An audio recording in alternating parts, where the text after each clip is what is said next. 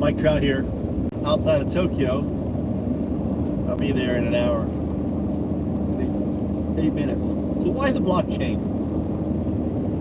Do you know the blockchain was actually invented in 1991? It was used to actually launch the first blockchain called MaidSafe from Scotland. MaidSafe. Maid is an M-A-I-D, safe. Never know why they call it maid. A maid. I don't know. Those Scots are weird. It was used by Satoshi to launch Bitcoin. And it was used by the founders of Ethereum to usher in the Open Innovation Framework, which they erroneously decided to call blockchain. I think that the term blockchain was coined by them. But where did the Open Innovation Framework come from and why? Well, I can tell you where and why because I'm actually the inventor of it. And in 2011, I took the idea of the Open Innovation Framework to the founders of Bitcoin Magazine, led by a guy called Matthew, who was working on a project called Small Planet. And I said, I have the next paradigm that's going to change everything.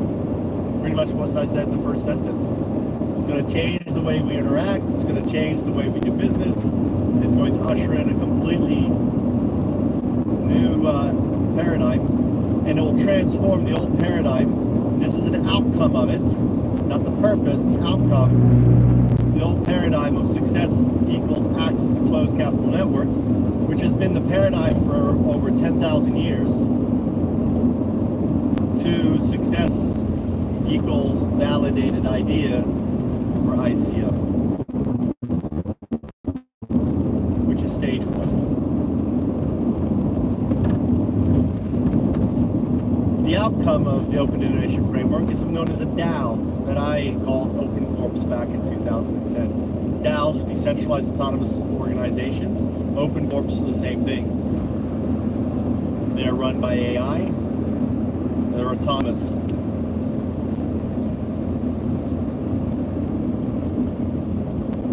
But why the blockchain?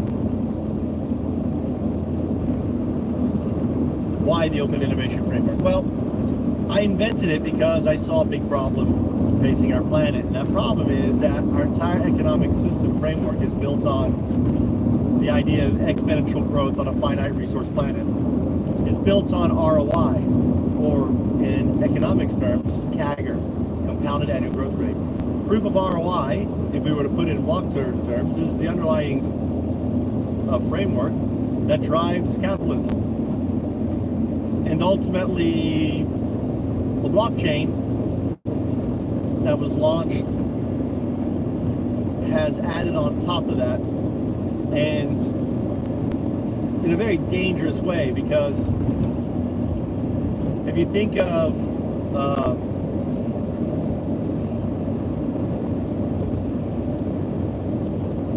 the game of Jenga, and there's 2 foundation blocks, you could say the first block is kind of a pathogen. You know, CAGR is, in my view, is like a pathogen.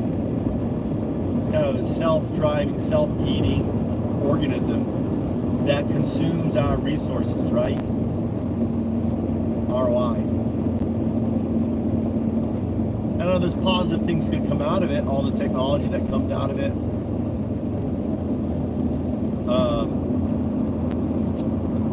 All the bells and whistles, sure, but at what cost? The cost of doing business. Externalities. The term used by economists to explain these problems. Oh, well, it's just the cost of doing business. Oh, climate change. Well, just the cost of doing business. You want that fast car? You want those, you know, that steak and everything else? Collapse of our fisheries. Cost of doing business.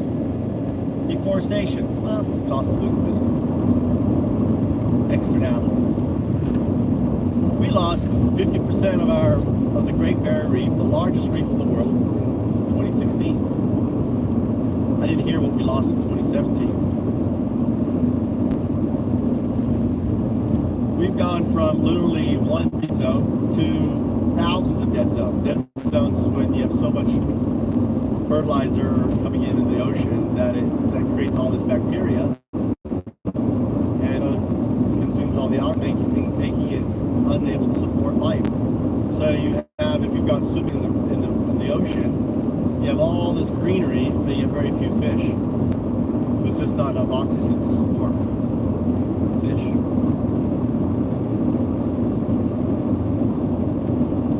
You have salmon influenza, fish influenza, that now is basically polluting all the salmon we have in the world, because the fish farms we have put their farms on the paths of migrating salmon by accident or in an effort to basically poison the salmon to increase the price of their product. I think it's the latter. Greed. Greed is destroying our planet. And this amazing thing, you think of the blockchain,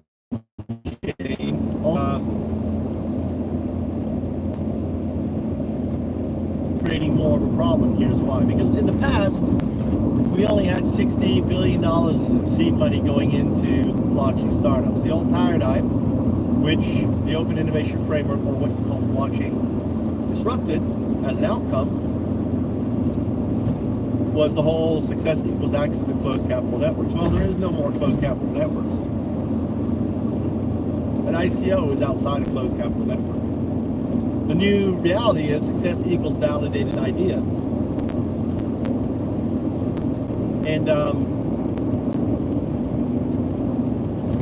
what that means is, in the past, we only had the centralized exchanges, the NASDAQ, the New York Stock Exchange, Tokyo Exchange, and so on. Now we have all these blockchain exchanges and all these decentralized exchanges, and potentially an infinite number of them, exponentially growing.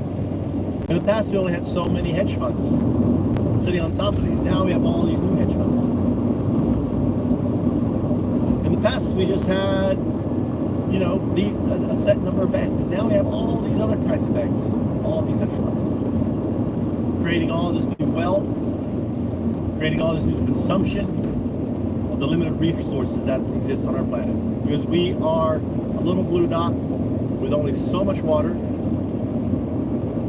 Less than 2% of our planet has drinkable water.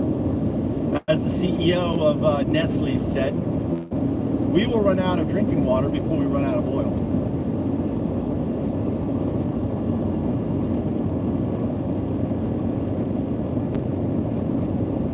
Climate change is the biggest threat is possibly the biggest threat facing humanity. We have the permafrost melting, not only on the tundra around the planet, but also in the oceans.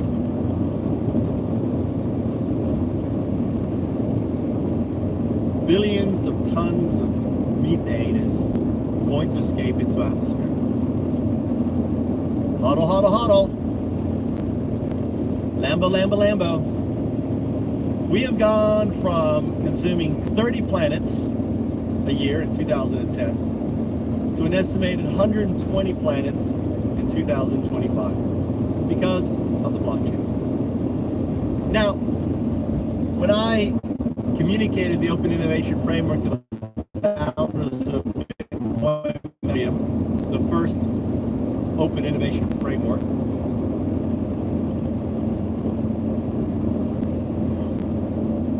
they failed to understand the point of it. My message got lost in translation. Or maybe I failed to be clear. Or maybe I didn't really get it back then. Regardless. The point of the blockchain, or the Open Innovation Framework, is to fix a piece of broken code that you refer to as ROI. In economics terms, it is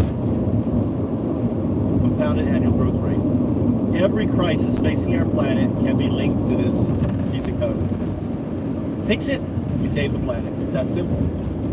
Fix it, we usher in social capitalism. The good news is, social capitalism can't be stopped. It's going to happen. Why? Because all that needs to happen is for us to launch one Dano. What's a Dano? You're thinking. A Dano is a distributive autonomous nonprofit organization. A Dano reinvests 100% of the net profits back into the blockchain to launch more open startups, open, decentralized, autonomous startups on the blockchain called Founders.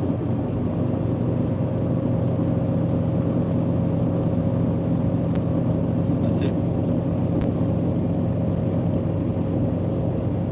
Next year in Japan,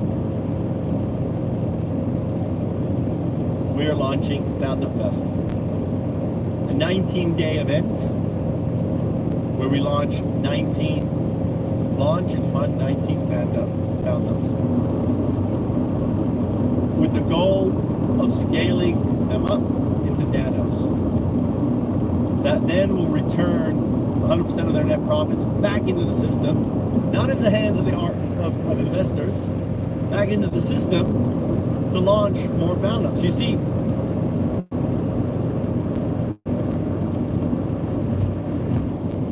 the Open Innovation Framework built on CAGR, not CAGR, is a hyper